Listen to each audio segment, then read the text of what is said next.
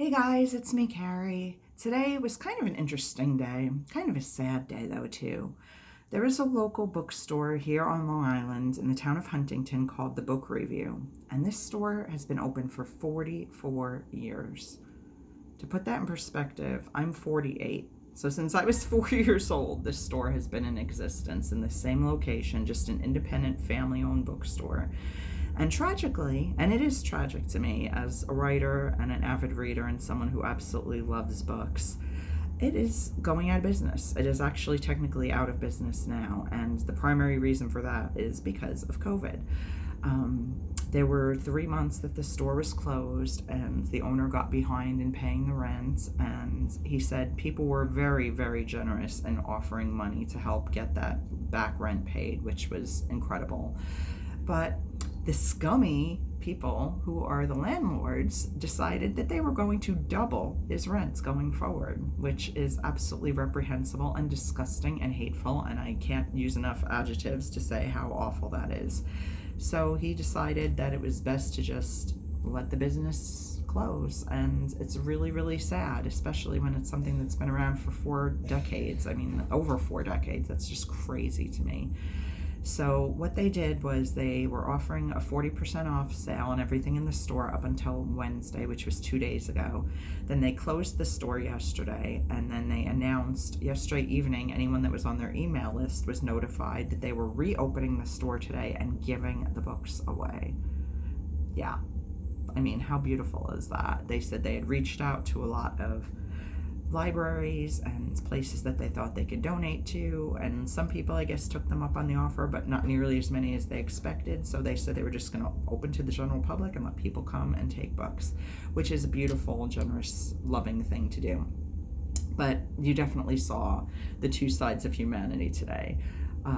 The store opened at 10 this morning. It's now quarter to 12, and my husband and I got there around 20 minutes to 10 thinking, there'll be a few people in line. What a fool I was.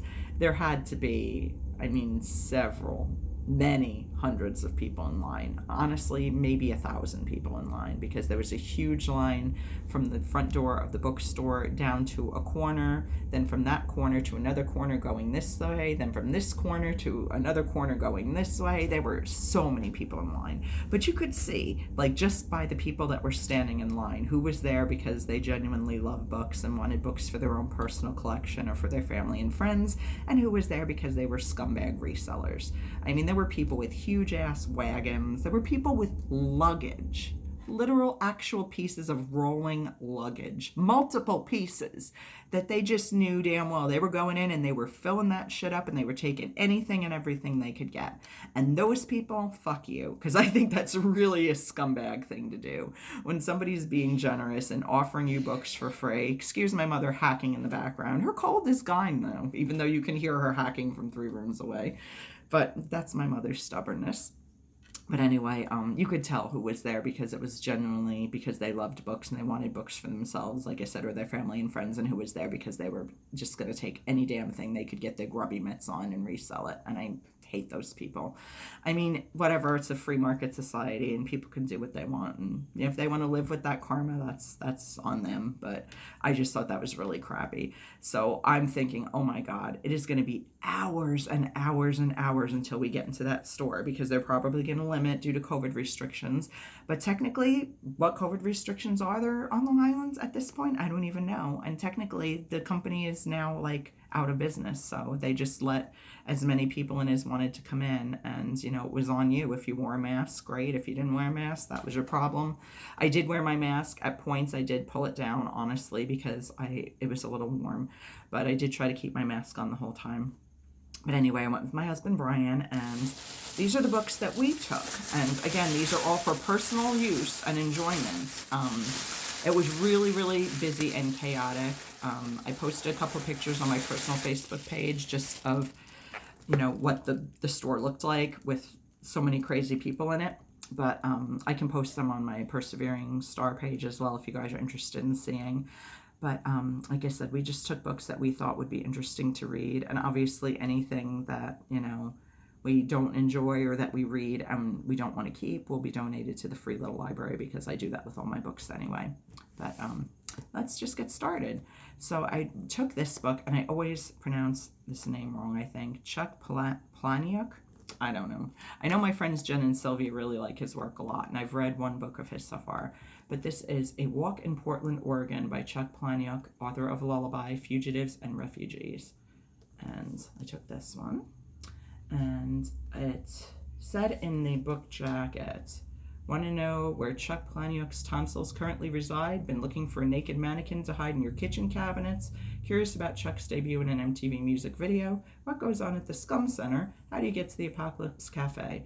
And the closest thing he may ever write to an autobiography, Chuck Palahniuk provides answers to all these questions and more as he takes you through the streets, sewers, and local haunts of Portland, Oregon. So it just sounded like a really fun read.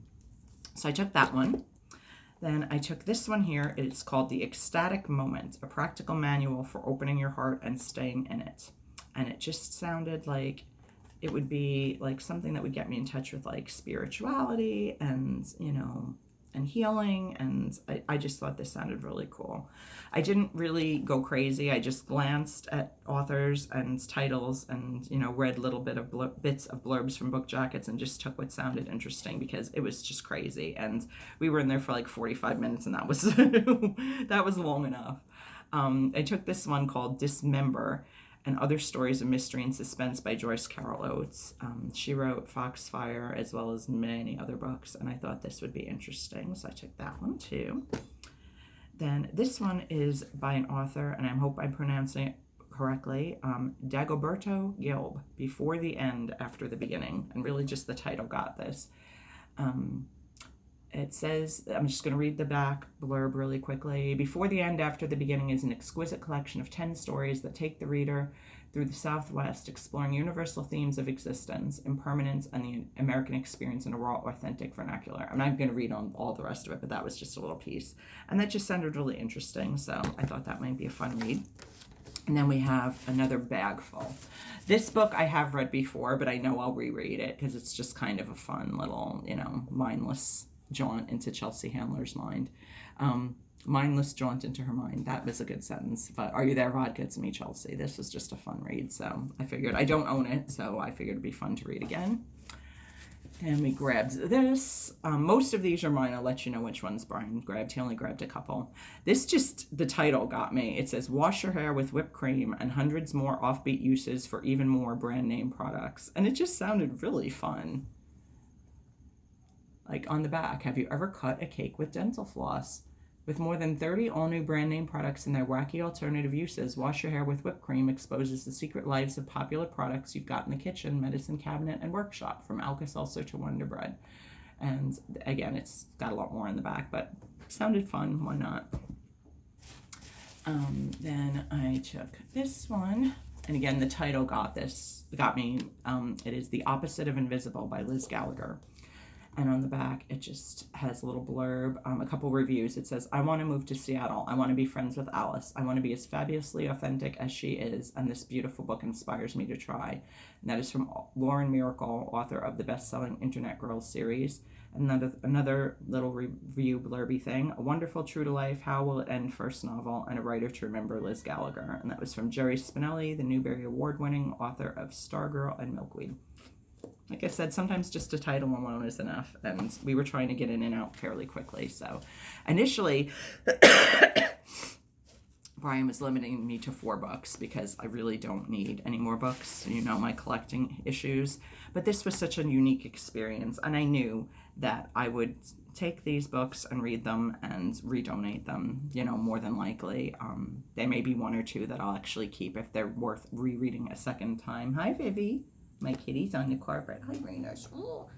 But anyway, okay, this one, I don't know. I think my husband took this one. This one's called Say Little, Do Much by Siobhan Nelson, Nursing Nuns and the Hospitals in the 19th Century. So that sounds really cool. Oh, and it's about Florence Nightingale. The Friendship of Florence Nightingale. Oh, okay, that's also of interest. Okay. But there is stuff about Florence Nightingale in here. So that sounds pretty cool. I think that's one he took. Like I said, I don't remember grabbing that, but maybe I did.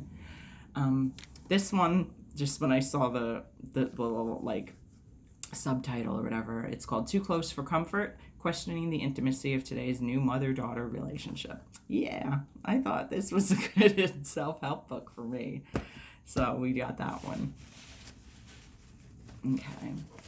This one is called The Truth, and it's a novel by Michael Palin. Michael Palin is one of the, he was in like A Fish Called Wanda, and he's an actor. He's in a lot of really interesting, British comedies.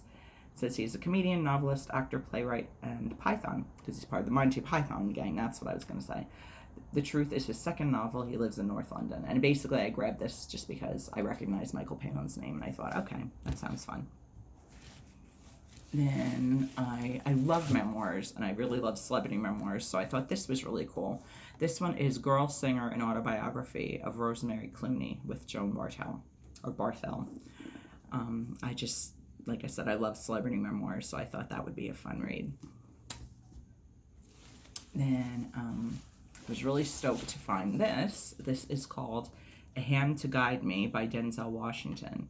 It is inspiring personal stories, legends and leaders celebrate the people who shaped their lives. So I don't know if this is just a compilation that Denzel put together. Okay. Yeah, it says in his debut as an author, Denzel Washington shares his personal story of growing up and the guiding hands who helped shape his life. His message is echoed by 73 other leading personalities in sports, politics, business, and the arts. They all describe how their lives were changed for the better by the mentors who just inspired and motivated them. Storytellers include Hank Aaron, Muhammad Ali, Jimmy Carter, Bill Clinton, Whoopi Goldberg, Jackie Joyner-Kersee, Leonard Nimoy, Colin Powell, Bonnie Raitt, Cal Ripken Jr., and many more. Their intimate reflections prove that one helping hand can change the world. You'll find yourself fondly recalling influences on your own life and recognizing the profound effect you can have on people around you. That is so me. That's like me in a book, so I'm super, super stoked for that one. Then this was one that Brian took. It's called Fierce Conversations, Achieving Success at Work and in Life, One Conversation at a Time. He does a lot of management work. Right now, he's currently unemployed. He's waiting to get his job back thanks to COVID being put on furlough. But I think that'll really be a useful tool for him, so I'm glad he found that and took that. Then I found this one, Notes from the Upside Down, an unofficial guide to Stranger Things, because I love that show, and I thought it would just be fun to read. Even though it's an unofficial guide, sometimes they're actually pretty insightful. We're almost there, guys. There's like 5 or 6 left. This one is just Roosevelt Raceway, where it all began. There were like 1 million copies of this, but Roosevelt Raceway was a horse racing track very close to where I live and hasn't been around in decades. Eventually, Roosevelt Raceway became a flea market, and now it's just all built up stores and restaurants and everything. But, I grew up hearing about Roosevelt Raceway, and I don't really know anything about it, so I thought this would be an interesting read. So Brian actually grabbed that for me, because we saw a bunch of copies of it when we were there, and it was 40% off, and I was like, I don't need it, but for free, I needed it. This is another one that Brian took. It's called First, Break All the Rules, What the World's Greatest Managers Do Differently, based on in-depth interviews by the Gallup organization of over 80,000 managers in over 400 companies, the largest study of its kind ever undertaken by Marcus Buckingham and Kirk Kaufman. So that is Brian's as well. And 3 more. I grabbed this one that the title again got me. This is The Ragged Edge of Silence, Finding Peace in a Noisy World. And it's a National Geographic book by the author of Planet Walker, John Francis. I don't know anything about this book. It just sounded really interesting by the title alone. So I thought that would be really an enjoyable read. And then we have 2 more books. This just cracked me up. I saw this and I was like, oh, this has got to be like, one of those humor books for grown-ups that will just crack me up. It's called The Book of Bunny Suicides, Little Fluffy Rabbits Who Just Don't Want to Live Anymore by Andy Riley. And the little blurb at the bottom says, Watership Down for the deeply sick, very imaginative, very funny, very worrying if you're the author's mother. And that is from Richard Curtis, screenwriter, director, and producer. I just thought that sounded like a blast, so I had to have that. And then last but not least, because this is just a book meant for me, The Complete Motherfucker. A History of the Mother of All Dirty Words by Jim Dawson. And again, this is going to be like a humor book. That's actually listed under humor and language, so it's going to go into like the origins of motherfucker, I guess, and fuck in general. So I thought that would be really a fun read as well. So altogether, we got 1, 2, 3, 4, 5, 6, 7, 8, 9, 10, 11, 12, 13, 14, 15, 16, 17, 18, 19 books. Which was really a very small amount considering that there were 2 of us and there were people taking dozens and dozens and dozens and dozens of books. And I'd like to believe that they were taking them for their own personal enjoyment. Let's get real. They were taking them to resell, which, like I said, that's on them, and they have to live with themselves, and they have to go to bed at night and put their head on their pillow and feel good about what they did. So if they feel like taking free books to sell was the right thing to do, then that's on them. I personally only took books that I, had a personal vested interest in, or Brian had personal vested interest in. And again, when I'm through with them, they will end up being donated to the Free Little Library, with the exception of the profane book, which I'm sure I'll want to keep forever and ever because it'll probably make me laugh and definitely be worth rereading over and over again. So anyway, that was the craziness, but I feel really, really sad. I mean, I'm really grateful to have gotten these books, and I saw the manager and I said, thank you so much for everything. We really appreciate this on the way out. Rumor has it she may be trying to find a new location, reopen a bookstore on her own, and the current owner of Book Revue, has said that he, will certainly be helping her in that regard, in whatever way he can. And I hope she's able to do that. Initially, my thought was, why is she getting rid of all these books if she's going to try to reopen? But the fact of the matter is, I'm sure she's probably in the very beginning process of trying to figure that all out financially and logistically. And who knows how long that process may take, and in the meantime she'd have to have a place to store thousands of books, and that doesn't make much sense. So she would probably just start from a clean slate with all of the knowledge she's gained being a manager of this store for all these years, and knowing the owner and having him be like a friend and mentor to her. So I definitely wish her good luck, and I hope she's able to do it, because I think that would be beautiful to see her carry on with another indie bookstore. It's just so heartbreaking to see any bookstore close, but especially an independently owned one. That's just, and especially the reason, that it's because of the freaking landlord being a greedy asshole. That just really, really hurts my heart, being, someone who writes, and that books and words are so precious too. But I'm really grateful to have these books. Venus is right beside my camera playing by my bag. Do you want to come up on the book? Come here. Do you want to come say hi? Come here, Vivi. Viv, come here. Come here. No? She's literally right beside the camera. I'm going to turn it because I want you to see her. Vivi. Vivi, let everybody see you. Viv, say hi. Say hi. Hi, it's me, Venus. Hi. Hi. She's so silly. But anyway, thanks so much for watching, you guys. I hope you enjoyed this. Now I can't even hold it straight, whatever. Have a great rest of your day, and I'll be back soon with more stuff. Bye, guys.